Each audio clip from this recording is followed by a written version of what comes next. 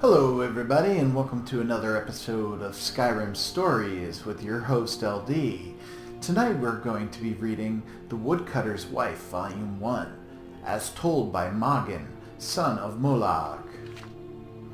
Legend tells of a woodcutter who built a shack deep within the pine forest.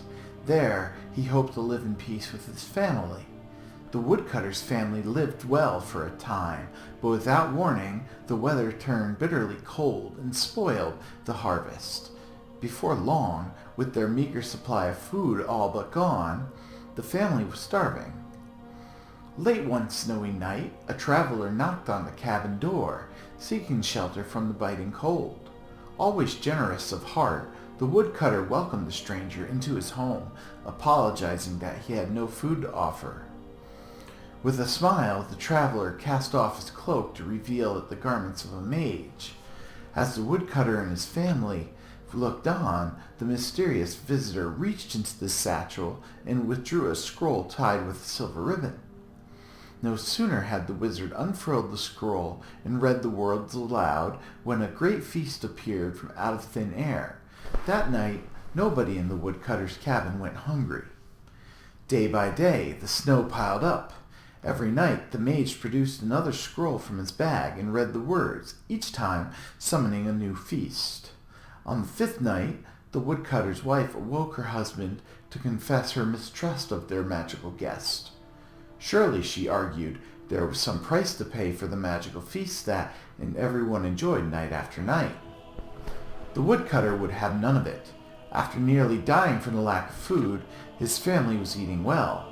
The divines had sent them a gift, he explained, and it was foolish to question their wisdom. But the woodcutter's wife would not be persuaded. Every night she grew more fearful and more desperate.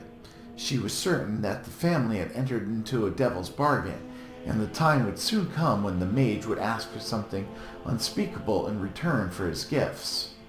While everyone in the cabin slept, the woodcutter's wife snuck out of the bed and took her husband's axe in hand.